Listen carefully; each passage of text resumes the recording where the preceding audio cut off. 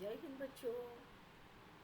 आज हम पाश्चात्य काव्य शास्त्र के अध्ययन के क्रम में टी.एस. इलियट की परंपरा और निर्वैयक्तिकता के चिंतन पर विचार करेंगे। यह अवधारणा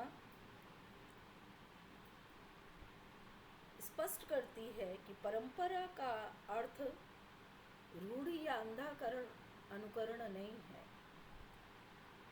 अपितु परंपरा का अर्थ पूर्ववर्ती इतिहास का बोध है। परंपरा वह अविच्छिन्न धारा है जो जातीय जीवन, साहित्य, कला, दर्शन के उत्कृष्ट अंशों का सन्निवेश करते हुए आगे बढ़ती है और बिना अपनी परंपरा को जाने, बिना उसे आधार बनाए यदि कभी कोई रचना करता है तो वो रचना सफल नहीं हो सकती। यदि कवि अब केवल अपने दुख दर्द की गाथा लिखता है तो वो कविता के महत्तर उद्देश्य से च्युत हो जाता है और उसमें वो सार्वजनीनता नहीं आती है। भारत के संदर्भ में तुलसीदास जी और जयशंकर प्रसाद ऐसे रचनाकार हैं जिन्होंने अपनी पूर्ववर्ती परंपराओं को आत्मसात किया और एक संसार को श्रेष्ठतम कृतियां प्रदान की। जहाँ तक निर्वैयक्तिकता की अवधारणा की बात है, इलियट कहते हैं कि व्यक्तित्व की अभिव्यक्ति का प्रश्न बेईमानी है, क्योंकि व्यक्तित्व की अभिव्यक्ति करनी नहीं पड़ती, बल्कि वह अभिव्यक्ति में स्वयं प्रतिबिंबित होने लगता है। कवि के जीवन में जो संस्कार, जो अनुभूतियां महत्वपूर्ण होती हैं, उनका काव्य में कोई स्थान न हो और काव्य के लिए वो महत्वपूर्ण हो, ऐसा नहीं होता है। परंपरा से विच्छिन्न जीवन बेल वो बिना जड़ की अमर बेल की तरह होती है जो दिन पर दिन पीली पड़ती जाती है और नष्ट हो जाती है। अमर बेल भी जड़ के अभाव में जीवन रस ग्रहण नहीं कर पाती और दौर्बल्य सूचक पीतिमा उसका परिचय बन जाती है।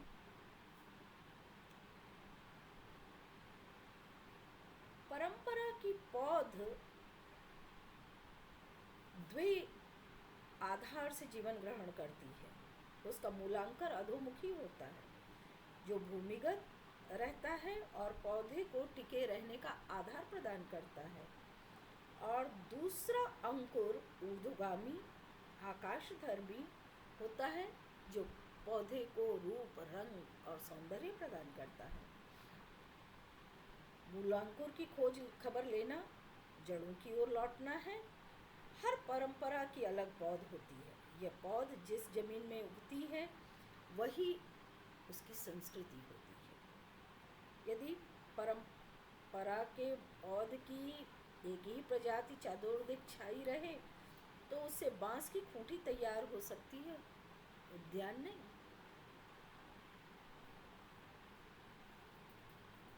परंपरावादी सिद्धांत पर गौर करें तो हम पाते हैं कि व्यक्ति साहित्यकार परंपरा के प्रति अनवरत रूप से समर्पित रहता है। इलियट इसी भाव से अवैयक्तिक काव्य सिद्धांत का प्रतिपादन करते हैं और उन्होंने अपने ट्रेडिशनल एंड इंडिविजुअल टैलेंट नामक निबंध में इसको स्पष्ट किया।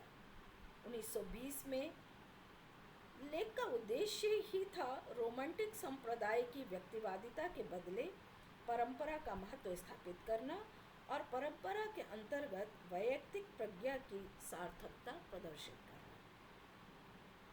यह परंपरा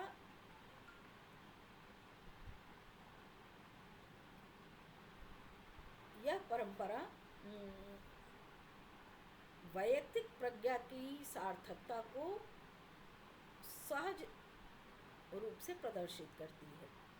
इलियट कहते हैं कि tradition is a matter of much wider significance, it can be not inherited, and if you want you must obtain it by great labour. जहाँ तक वैयक्तिक प्रज्ञा का प्रश्न है तो इलियट इसे परंपरा से विच्छिन्न नहीं मानते हैं। उनका मानना है कि परंपरा से जुड़कर ही व्यक्ति की क्षमता अधिक सफलतापूर्वक उजागर होती है, और किसी कवि की रचना में सर्वाधिक सशक्त अंश वही होता है जिनमें पूर्ववर्ती कवियों का प्रभाव जोरदार ढंग से व्यक्त हो चुका रहता है, और कवि ने परंपरा को जितना आत्मसात किया होता है, जिसका इतिहास बोध जितना गहन होता है, वह कवि उतनी ही मुखरता से अपने को अभिव्यक्त कर पाता है और वो अधिक प्रसिद्धि प्राप्त करता है, श्रेष्ठ कृति को जन्म दे पाता है। कभी कभी इसका उल्टा भी होता है। इलियट ने इस संभावना का भी जिक्र किया है। वो कहते हैं कि कभी कभी ज्ञान से आक्रांत होने पर काव्य संवेदना कुंद हो जाती है। कवि के लिए अतीत की चेतना को विकसित करना अनिवार्य है, साथ ही उसका आत्मोत्सर्ग उसकी प्रगति के लिए आवश्यक होता है।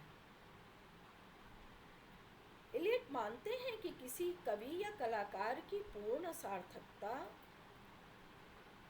पूर्ववर्ती और समकालीन कवियों की कला की सापेक्ष ही नापी जाती है, और जब किसी नई कलाकृति का सृजन होता है तो पूर्ववर्ती सभी कृतियों का कुछ न कुछ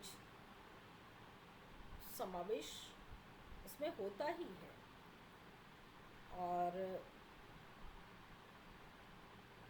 इलियट के इन विचारों के आलोक में कहा जा सकता है कि परंपरा अतीत से वर्तमान तक एक अविच्छिन्न इकाई है, जिसमें जातीय जीवन की कला, संस्कृति और दर्शन का श्रेष्ठ अंश विद्यमान होता है, और वैयक्तिक प्रतिभा वो परंपरा से संयुक्त होकर ही अपनी श्रेष्ठतम कृति का प्रणयन कर सकती है। काव्य में व्यक्तित्व की अभिव्यंजना नहीं होती, बल्कि परंपरा की ही अभिव्यंजना होती है। उन्होंने स्वीकार किया कि व्यक्तित्व का अतिक्रमण व्यक्ति के लिए संभव नहीं है, वह तो आलोचक के लिए भी संभव नहीं है। इलियट ने tradition and the individual test शीर्षक निबंध के उत्तरार्ध में निर्वैयक्तिकता पर विचार किया है। इस पर अजरा पाउंड का प्रभाव दृष्टिगोचर होता है।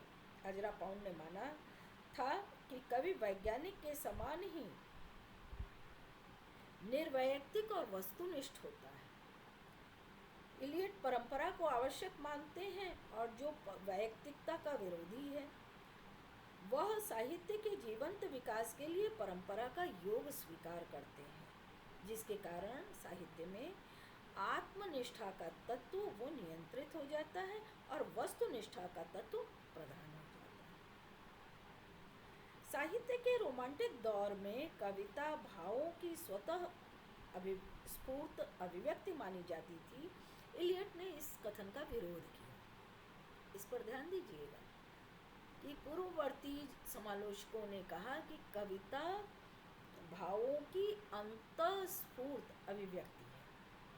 इलियट इसका विरोध करते हैं और वो कहते हैं कि व्यक्तित्व की कविता में व्यक्तित्व की अभिव्यक्ति नहीं, व्यक्तित्व से पलायन होता है, और उनका विरोध व्यक्तित्व की सत्ता का निषेध नहीं, वरन रोमांटिक कविताओं में वैयक्तिकता की अतिशयता का निषेध। ये बात भी ध्यान दीजिए कि वो कहते हैं कि इसमें कवि को अपने व्यक्तित्व को प्रकट करने के लिए अलग से कोई प्रयास करने की आवश्यकता नहीं पड़ती। वो तो भिन्न भिन्न आयामों में उसमें प्रकट होता ही है, बल्कि वहाँ पर जो निजता है, वैयक्तिकता की अतिशयता है, उसका निषेध करते हैं कि वो बिल्कुल कभी अपनी ही बात कहता जाए तो वो एकांगी हो जाता है और वो नहीं होना चाहिए। उनके इलियट कवि को सर्जक नहीं माध्यम मानते हैं। जिस प्रकार सल्फ्यूरिक एसिड के निर्माण में प्लेटिनम उत्प्रेरक का काम करता है लेकिन प्रतिक्रिया में भाग नहीं लेता, उसी प्रकार कवि के संपर्क में विभिन्न अनुभूतियाँ, संवेदन, भाव नए नए रूप ग्रहण किया करते हैं, लेकिन वह स्वयं उनसे अप्रभावित रहता है।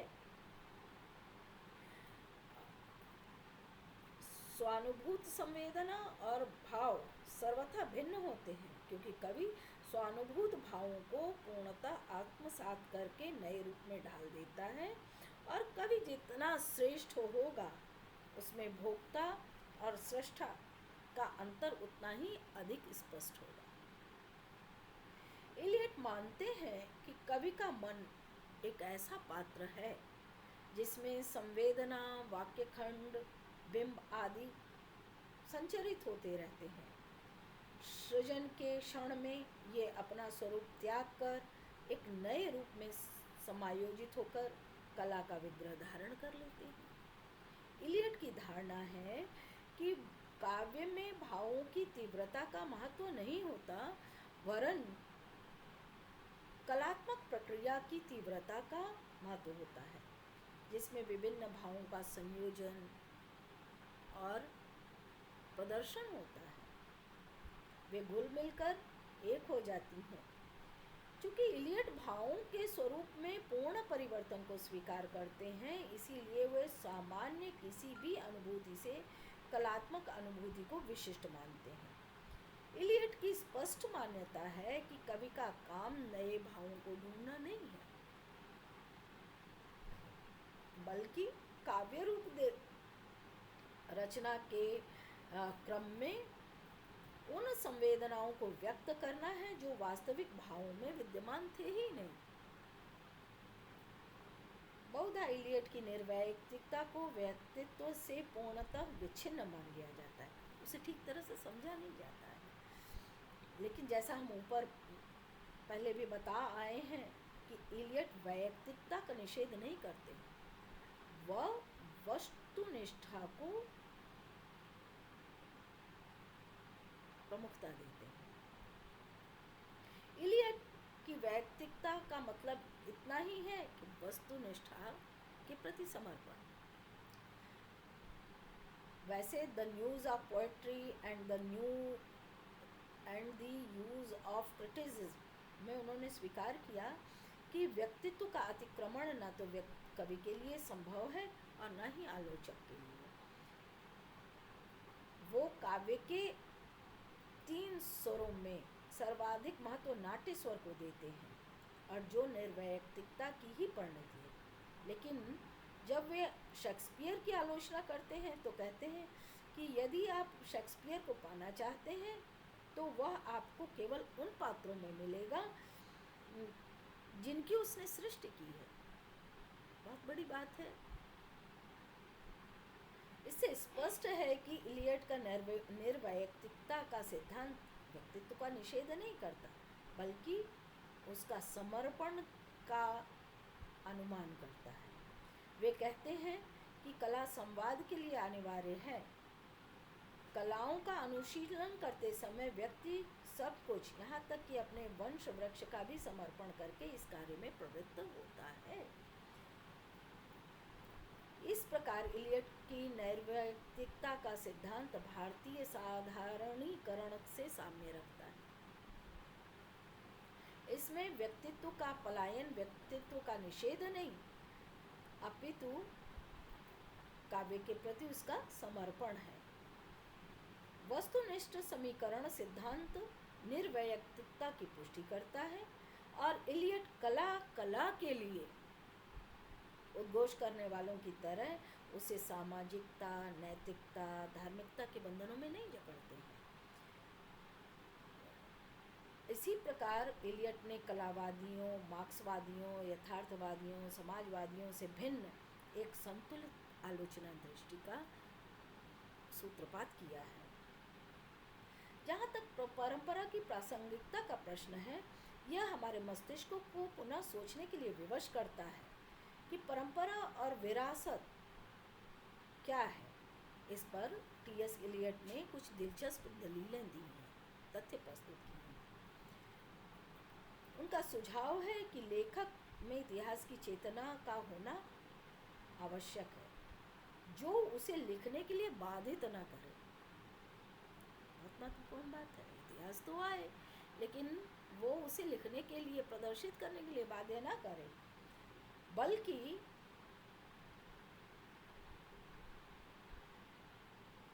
खुद अपनी पीढ़ी को हड्डियों में समोकर इस भावना के साथ कि होमर से लेकर यूरोप का समग्र साहित्य, उसके अपने देश का समग्र साहित्य भी उसके साथ साथ सह अस्तित्व रखता है और वह रचना की रचना करे। केवल आंशिक रूप से संभव है, कारण कि वर्तमान से बाहर अतीत का कोई अर्थ नहीं और प्रत्येक वर्तमान अतीत को अपनी कसौटी पर कसता है। आलोचक के लिए जो बातें सबसे महत्वपूर्ण हैं कि यह परख कैसे की जाए। इलियट अपनी परंपरावादी दृष्टिकोण को स्पष्ट करते हुए कहते हैं कि यह तत्व निष्क्रिय है। कोई भी कवि पूर्ण रूप से सार्थक नहीं होता। उसका महत्व, उसकी सराहना मृत कवियों और कलाओं के साथ उसके संबंध की सराहना है। अपने आप में कोई मूल्यांकन पूर्ण नहीं हो सकता और मूल्यांकन और तुलना अपने आप में विगत मूल्यांकनों के बीच में स्वयं को स्थापित करना है।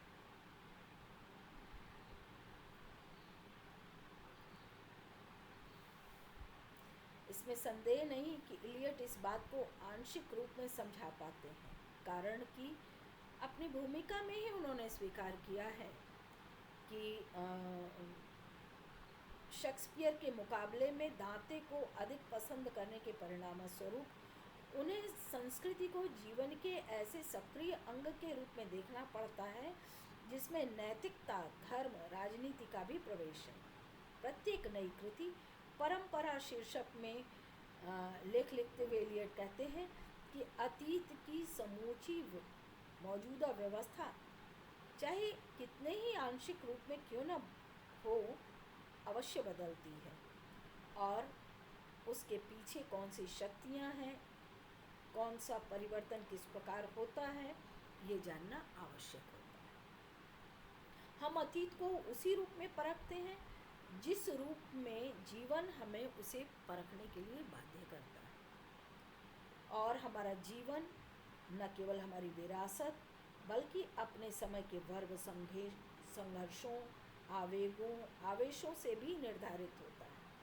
हम केवल अतीत को ही नहीं देख सकते, हमें पहले वर्तमान को देखना पड़ता है जो सदा परिवर्तन की प्रक्रिया से गुजरता रहता है। इस प्रकार हम देखते हैं कि इलियट ने एक समसामयिक और संतुलित दर्शन प्रस्तुत करने की कोशिश की है और वो इसमें सफल भी हुए हैं। इलियट